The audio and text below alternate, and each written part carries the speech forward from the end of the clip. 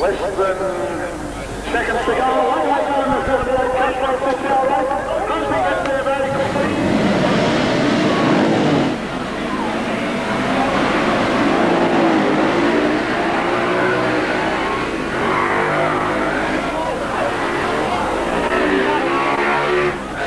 Frantic start down there on the grid as the 40 bikes got away, but Crosby, although he didn't fire first, got into the lead by virtue of his pole position and leads the race at this stage on the Honda 6. The flying New Zealander with quite a deal of slipping and sliding as he got away from the start line, nevertheless leads the race at this stage, and there were a couple of minor bingles on the start line. Nobody came off, but there were.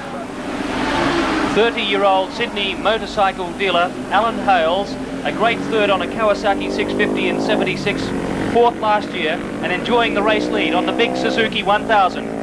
Handling is a very important fact here for Amarillo, but we're not down on power by any means. Our bike is pretty much as fast as anything else in the race. Our bike is so well set up really that we don't have to really take it easy. We can go pretty much as fast as we like from the outset of the race. Hales very consistent, able to apply pressure all through the race and to do consistently fast laps. Very physical rider, moves the body around a lot on the bike, getting off one side then the other. But with perhaps the best handling bike to come out of Japan, the Suzuki 1000, he's reveling in it. He rode his heart out last year on the 650 Kawasaki and came third outright. This year he's got the power and the handling, and Alan Hales running very confidently up at the front of the field. In fact, keeping pace now with Jeff Parkin, Jeff Parkin on 14, who is in 5th place, so he's lapped the 5th place rider at this stage.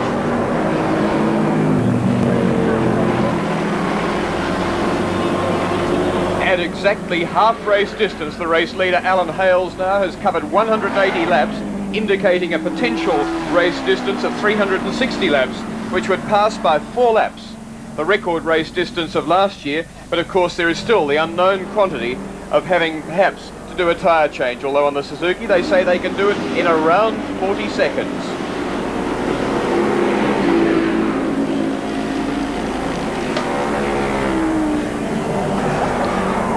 Butte dice going on here between Jim Bud on 3 and the race leader Alan Hales on number 6. Bud is lying in 4th place at this stage, taking no nonsense at all from the race leader. They've just swapped place twice a couple of moments ago as they go up to the top of the hill again. A former race winner, Jim Bud, on number 3, and there we see Hales nipping in front of him, Bud nipping in front of him again as they go through the loop. Fast into the loop means slow out, as was proved there, but no quarter being given here between these two riders. You can see the more concise style of Jim Bud on number 3. Two disparate bikes too, the big 1100 Yamaha, the heaviest bike in the race, and with sharp drive, enormous mid-range pickup and power, and the lighter Suzuki 1000 going around the outside of him there as they come down into Rothman's corner. And getting out of that corner very well too for the smaller, lighter bike. Not as powerful and with not as much grunt in the mid-range as the big Yamaha. The Yamaha actually, in mid-range, will out-accelerate the Honda 6, but it doesn't do it when revved right out from a standing start. It is just a fraction slower. But a good battle going on there. 185 laps completed. So just over a fraction, a little bit more than half race distance, and yet these two going hammer and tongs as if it's a 10-lap sprint. Hales now leading Bud, starting to pull away a bit too. And Bud, no mean rider at all. He was the one last year that did the wall of death act just back at the previous corner, Mazda House there, the second last lap of the race when chasing Joe Eastmuir, trying to peg him back for first place outright as they go round Rick Perry there with 26 on the back of his leathers. That's his normal race riding number, but today he's on a different numbered bike, which incidentally is going very well in the 750 class. He's on a 650 Kawasaki. It is number 26, so it ties in with his normal race riding number. The Roger Hayes, Jim Bud, XS 1100 Yamaha.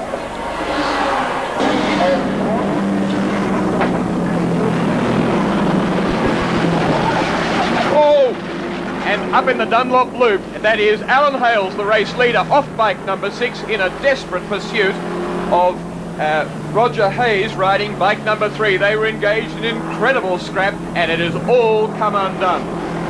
Here's the replay over the top of the hill. Roger Hayes there on 3, coming up to lap number 40, and Alan Hales watching the race leader on number 6. Hayes into the loop. He's lying fourth, and down goes Alan Hales as the back wheel steps out.